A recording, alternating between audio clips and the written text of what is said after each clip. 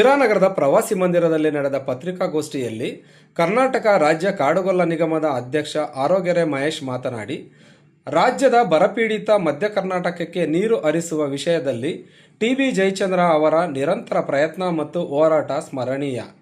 Upper Bhadra ಯೋಜನೆ ಹಾಗೂ ಹೇಮಾವತಿ ನೀರನ್ನು ಶಿರಾ ಭಾಗಕ್ಕೆ ತಲುಪಿಸುವ ಅವರ ಪ್ರಯತ್ನಗಳು ರಾಜಕೀಯ ಜೀವನದ ಪ್ರಮುಖ ಭಾಗವಾಗಿದೆ. ಈ ಯೋಜನೆಗಳು ರೈತರಿಗೆ ನೀರಾವರಿ ಹಾಗೂ ಕುಡಿಯುವ ನೀರಿನ ಭದ್ರತೆ ನೀಡಿದೆ.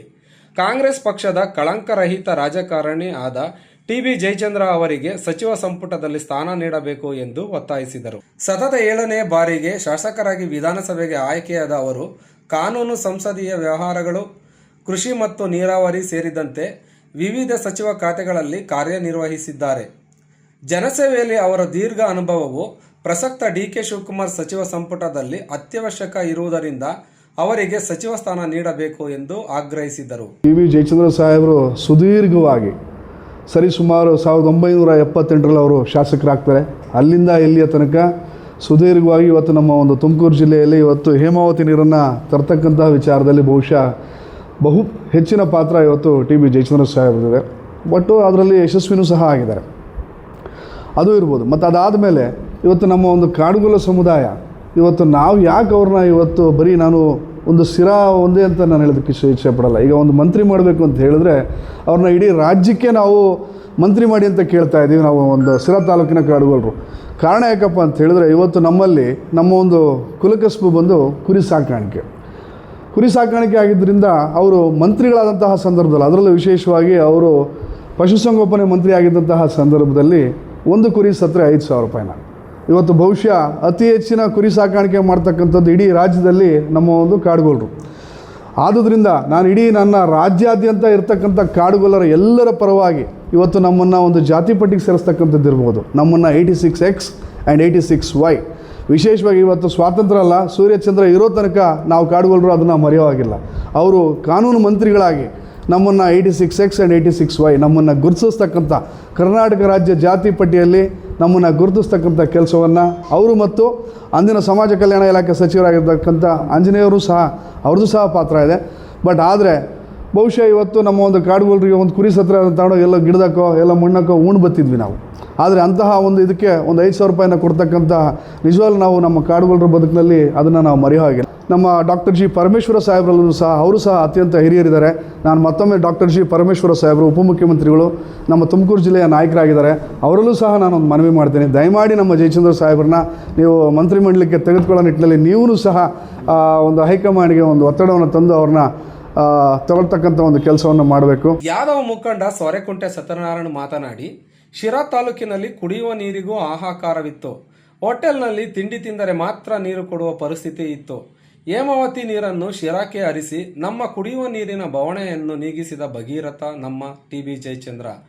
ತಾಲೂಕಿನಾದ್ಯಂತ ಅವರು ಚೆಕ್ ಡ್ಯಾಂಗಳನ್ನು ನಿರ್ಮಿಸಿ ಮೊದಲೂರು ಕೆರೆಗೆ ನೀರನ್ನು ಹರಿಸಿ ಅಂತರ್ಜಲ ಮಟ್ಟ ವೃದ್ಧಿಯಾಗಿ ಲಕ್ಷಾಂತರ ರೈತರ ಮುಖದಲ್ಲಿ ಸಂತಸ ಮೂಡಿದೆ.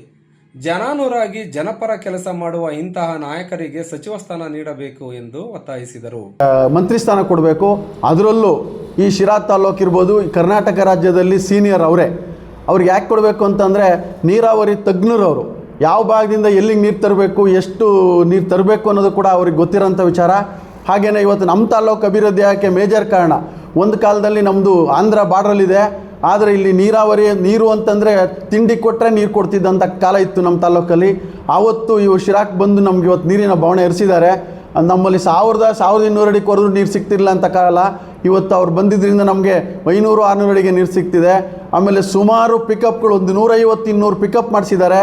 ಎಲ್ಲ ಕೆರೆಗಳಿಗೂ ನೀರು ಬಿಡಿಸಿದ್ದಾರೆ. ಅಂಥ ಒಬ್ಬ ರಾಜಕಾರಣಿಗೆ ಈ ರಾಜ್ಯ ಬಳಸ್ಕೋಬೇಕು. ಡಿ.ಕೆ. ಶಿವಕುಮಾರ್ ಇವತ್ತು ಬಳಸ್ಕೋಬೇಕಾಗಿತ್ತು. ಅವ್ರಿಗೂ ಕೂಡ ಇದ್ರ ಬಗ್ಗೆ ಗಮನ ಹರಿಸ್ಬೇಕು. ಮುಂದಿನ ಸಮಾಜ, ನಮ್ಮ ಸಮಾಜದಲ್ಲಿ ಹೇಳಬೇಕು ಅಂತಂದರೆ ನಮ್ಮದು ಎಷ್ಟಿದಿರ್ಬೋದು, ಕಾಡುಗೊಲ್ಲ ನಿಗಮ ಇರ್ಬೋದು, ಅಥವಾ ನಮ್ಮ ಏನು ಸಿರಾ ತಾಲೂಕಿನ ಅಭಿವೃದ್ಧಿನಲ್ಲಿ ನಮ್ಮ ಸಮಾಜಕ್ಕೆ ಮಾಡಿದಂಥ ಕೆಲಸಗಳು ಏನು, ಹಾಸ್ಟೆಲ್ ಸಮುದಾಯ ಭವನ ಇರ್ಬೋದು, ಎಲ್ಲ ವಿಚಾರದಲ್ಲೂ ನಮ್ಮ ರಾಜ್ಯಾದ್ಯಂತ ಅವರು ಎಲ್ಲ ಸಮಾಜಕ್ಕೂ ಒಳ್ಳೆಯ ಹೋರಾಟ ಮಾಡಿದ್ದಾರೆ. ಅಂಥ ಮಹಾ ವ್ಯಕ್ತಿಗೆ ನಿಮ್ಮಲ್ಲಿ ಇವತ್ತೇನು ಮಂತ್ರಿ ಸ್ಥಾನ ಕೊಟ್ಟಿಲ್ಲ, ಅದ್ರ ಬಗ್ಗೆ ನಾವು ಹೋರಾಟ ಮಾಡೋಕ್ಕೂ ರೆಡಿ ಇದ್ದೀವಿ. ಈ ಪತ್ರಿಕಾಗೋಷ್ಠಿ ಅಂತ ನಿಮ್ಮನ್ನು ಒತ್ತಾಯ ಮಾಡ್ತಾ ಇದ್ದೀನಿ ಅಂತ ಹೇಳಿ. ಸಾಹೇಬರ ಅನುಭವ ರಾಜಕಾರಣಿ, ಹಿರಿಯ ಮುತ್ಸದಿ, ಹಿಂದೆ ಸಿದ್ದರಾಮಯ್ಯನವರ ಸರ್ಕಾರದಲ್ಲಿ ಸುಮಾರು 5-6 ಖಾತೆಗಳನ್ನ ನಿಭಾಯಿಸ್ತಕ್ಕಂಥ ಕೀರ್ತಿ ಇರ್ತಕ್ಕಂಥವ್ರು, ಯಾವುದೇ ಒಂದು ಕಪ್ಪು ಚುಕ್ಕೆ ಇಲ್ಲದಂತೇನೆ ಒಂದು ಸರ್ಕಾರದನ್ನು ಸಮರ್ಥ ರೀತಿಯಲ್ಲಿ ನಡೆಸಿರ್ತಕ್ಕಂಥ ಮೊನ್ನೆ ಜಯಚಂದ್ರ ಸಾಹೇಬರು ಅಂಥ ಅನುಭವಸ್ಥ ರಾಜಕಾರಣಿನ ಕೈ ಬಿಟ್ಟಿರ್ತಕ್ಕಂಥದ್ದು ಮೊನ್ನೆ ಡಿ ಕೆ ಶಿವಕುಮಾರ್ ಸಾಹೇಬರಿಗೆ ಇದು ನಮ್ಮ ಮನವಿ.